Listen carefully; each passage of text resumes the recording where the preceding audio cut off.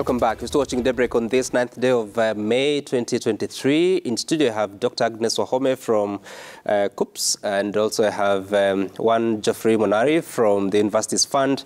Shortly, we'll be joined by the CEO, Chief Executive Officer of the HELB. As soon as he's here, we'll be bringing him on board. But in the meantime, the government has scrapped the automatic grants for students joining institutions of higher learning and introduced a new model of funding, which will be based on a needs assessment.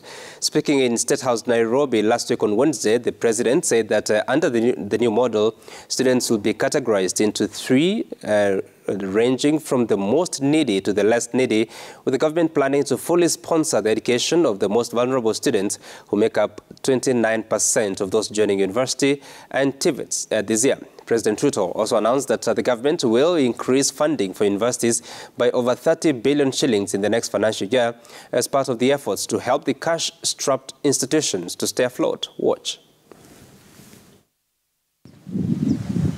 Every year, thousands of students who manage to attain university entry requirement of C+ and above get admission to the various institutions and get automatic capitation, which costs the government up to 120,000 shillings per student annually. This will, however, no longer be the case, all courtesy of a new funding model introduced by the government. Speaking after meeting a section of stakeholders from the education sector, President William Ruto stated that the new model will focus on the level of need of every student. Universities and TVETs will no longer receive, under the new funding model, block funding in form of grants based on differentiated unit costs. The government has resolved that university funding will henceforth be student-centered and be apportioned to individual students according to their level of need. According to the president, the new model will categorize learners into four categories. The first two categories of students are those who are vulnerable and extremely needy, who make up 29% of students joining university and TVETs this year, who are expected to receive a full government scholarship. The third category are the needy, who will benefit from government scholarships of up to a maximum of 53% and loans of up to 40%.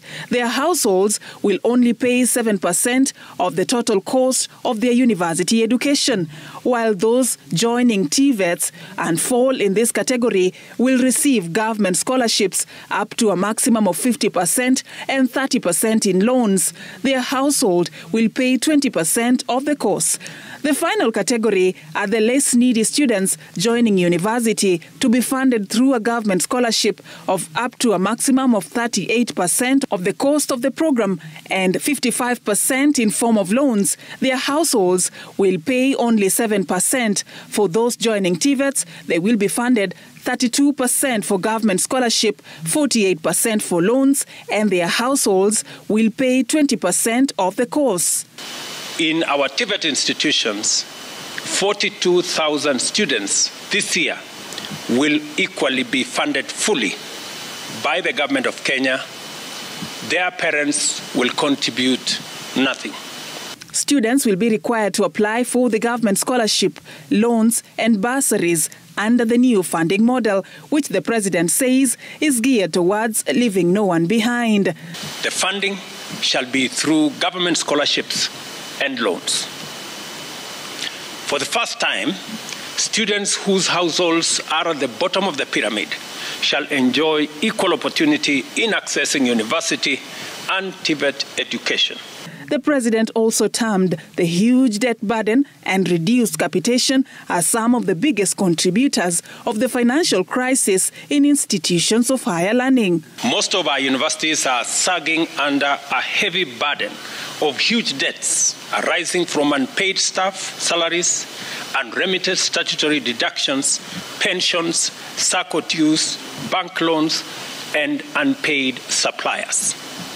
In total, our universities are indebted to the tune of 60.2 billion Kenya shillings, a figure that continues to grow every month. And to further address the financial crisis, universities will in the next financial year receive an additional funding of over 30 billion shillings. Kenya shillings 54 billion was allocated to university education, both as grant and as loans. In the next financial year, under the new model, we are increasing the budgetary allocation from 54 billion to 84.6 billion. The new model of funding of higher education will be effected this academic year, 2023-2024, and will start with a new cohort of 173,127 students joining universities and 145,325 students joining TVETs. All continuing government-sponsored students shall be supported in line with the previous existing funding model.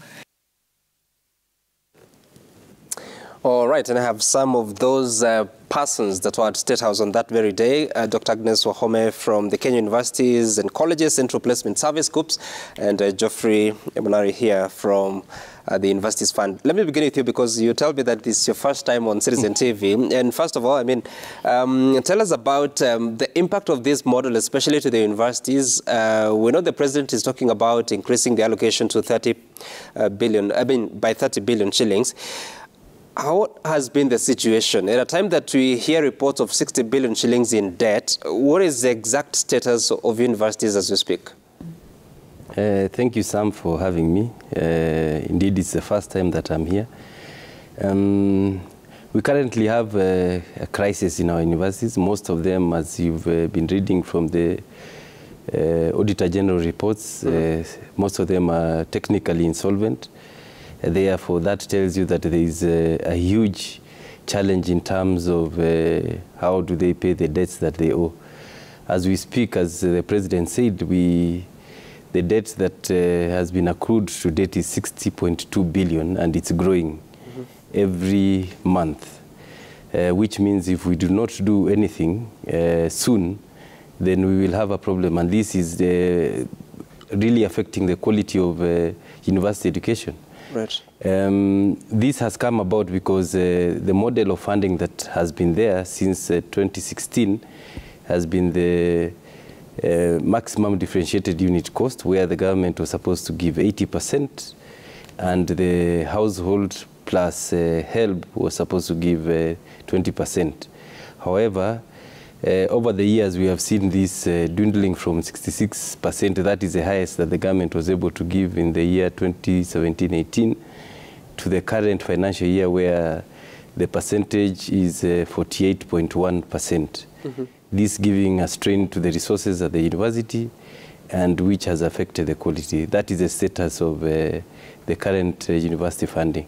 So the reduction to 48%, is it that the government reviewed how much it sends to the universities, or they still owe them money? No, the government doesn't owe them money. The budgetary cycle is what allocated the available funds that were there. So what happens is that, you know, government works on cash basis. It will not carry over debt to the next year. The available budget for this year, for example, is 47 billion. 3 billion is for students who are placed in private universities, and 44 billion goes to students placed in public universities. And when the financial year ends, then you must be able to budget for the next financial year, because the government will not budget for the previous financial year. So the debt is owed, however, you cannot be able to repay it. So, for instance, if you said that 47 billion is allocated as per the budget, yes, not all of it has been sent. All of it has been sent. It has been sent? Yes. So what is that balance you're talking about? Was there a promise of more than that? Yes. How much? But the actual requirement is 126 million. 126 billion. That's the requirement? That is the requirement. So explain to me, how does it work? Is it the universities telling the government this is the much we need, and then the government saying this is what we have, or what happens? No, it is based on the differentiated unit cost, whereby you have got a number of students who are pursuing various courses. Each course has got a cost differentiated unit, the cost of that amount, the cost of that program. Therefore, if you have got 100 medicine students, they cost the government, let's say, 720,000 per year. You are supposed to remit 720,000 times 100 to the university. However, as I said, because of budgetary constraints, we do not have enough funds for all these students. So whatever is budgeted is whatever we shall be able to remit to the universities. And I see a lot of gaps there because, anyway, we'll get to that, because if you look at the different financing of other institutions, including the counties, yes, there's a negotiation that they say that the counties, for instance, this year, the coming financial year, are being allocated 385 billion shillings. So even if the government has cash flow challenges, that money will have to be sent, even if it's after the expiry of the current financial year. Yeah, and that is because for us, the 47 billion will be sent, but it was not enough. As I said, the requirement is more than that.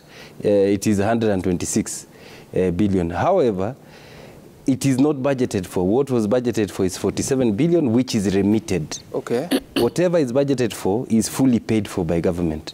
It means during the budgetary process, there is already a gap. So how are the universities supposed to fill the gap? Through A&A, that is other income generating activities. They're supposed to do commercialization of research, cost reduction activities. They are supposed to ensure that they raise revenue from other income generating activities in the university. Right. However, we know, let's say for example, and this problem was even increased during COVID because, for example, universities were expected to pay salaries and yet universities were not open. That is a period most of these debts were accrued because universities have to be active. They have to ensure that they are getting revenue from the students from the tuition fees. Right. So during that period of about 2 years, they suffered the most. Okay. Yes. Daktari, how have learners especially suffered in this process, knowing that the universities need, because 47 versus 126 is almost 3 times, but that money is not available. How has it affected even the quality they're accessing at the moment? Thank you so much, Sam. What Geoffrey is not telling you is that I'm the cause of his problems. Because I continue placing the students into these universities. And the population naturally grows. You know, we are coming from 88,000 students getting C+ and above. That was in 2015, 2016. Right. And now we are at 173,000. So the number of students that are getting C+ and above is going up, but the budget allocation is not growing. So that explains even the deficit when he talks of going down all the way to 48%. Yeah. But looking at what the provisions of the law that established COOPs, we coordinate placement of government-sponsored. So everybody who's placed by COOPs expects to be sponsored by government. Right. Now, in 2015, 2016, we placed only 38% of the students who had C+ and above. Which is that, 2016? 2015, 2016. The students who had C+ and above, we were only able to place 38%. And that meant the cutoff had to be raised so that we take only a very small number. And the cutoff for boys at that time was a B. You had to get a B to be placed to go to the university. And the girls was a B-. So when you look at the number of the students who are, I can say, wasted, right, because they were left either to go to Module 2 or find other ways. We still have people who got those grades C+ and B-, who up to today still feel suffer because of the decisions that were made that time to raise the cutoff. Right. So the first action at that time was to allow the private universities to come on board so that we could take everybody who had a C+ and above. So, but this again did not take care of the budget part of it.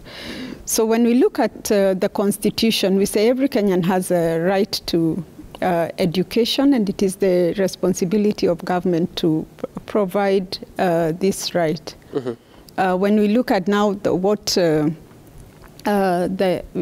Act, Universities Act 2012 again says we coordinate placement of all government-sponsored students, and we are saying then everybody who merits to go to university by attaining a C+ then has to be placed. So I think that again has caused the problem that we have, and this year we, with the guidance from the president, we were challenged again working with the working party, the Presidential Working Party, to think of other ways of how to get universities from these thinking problems. But again, mm-hmm. ensure that we still consider the choices that the students make. So that has been the starting point of this whole dialogue. Right. And apart from placing, are you able to assess the quality they're accessing at the universities? Or that's up to someone else? That is the responsibility of the Commission for University Education, mm-hmm. CUE. But we work very closely because we can only place in courses that they have validated. Mm-hmm. So universities declare the programs that they have. They give that to us. We send that to the Commission for University. They carry out their assessments for each and every university and the programs to ensure that they have mm-hmm. the right ratios and also the facilities to offer the program. Okay. Then once they give us that, those are the only programs. So quite a number of them, they still tell them, you have to work on this, you have to work on the other before you can get students. Interesting. And Geoffrey, again, the same question. I don't know if you've interacted with the information about it, because if you hear of universities that are going without pay, there has been persistent strikes, some faculty members have been leaving. So what would you say is the quality available at the moment at these universities? And is injecting more resources, changing the the funding model part of the solution?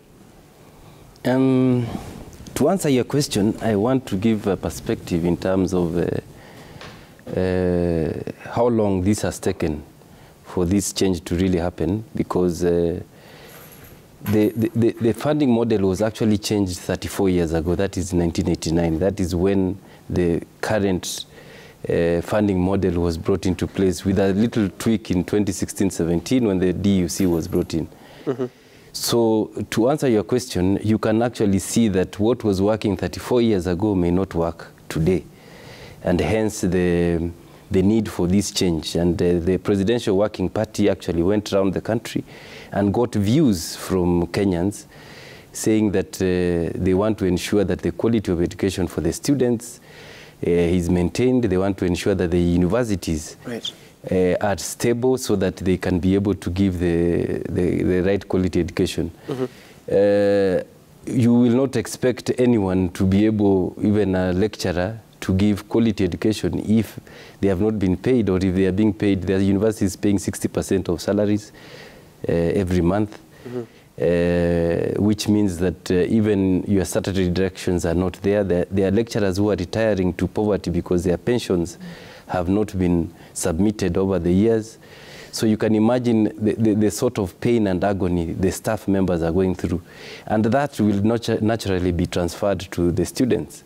Mm-hmm. As much as institutions that have been put in place are trying their best, without financial help and financial sustainability, which we are tasked, then these institutions will not be able to perform their responsibilities the way they expected, because they do not have the resources that are required to ensure that they perform their tasks and disseminate the teaching and learning. We do not see a lot of research from our universities because the resources are not there. You don't expect a university to conduct research if basic requirements for lecturers are not there. So those are some of the key things that we need to look at as a country and bring back glory to our universities. We have been known for years to be the center of excellence in the region, but we need to ensure that that is maintained moving forward. And that is where His Excellency's commitment towards this is going to help the universities. Interesting. And I want us to take a short break so that when we come back, we continue this conversation. Also hoping to be joined by Charles Ringera, who is the Chief Executive Officer at HELB, the Higher Education Loans Board. After the break, stay tuned.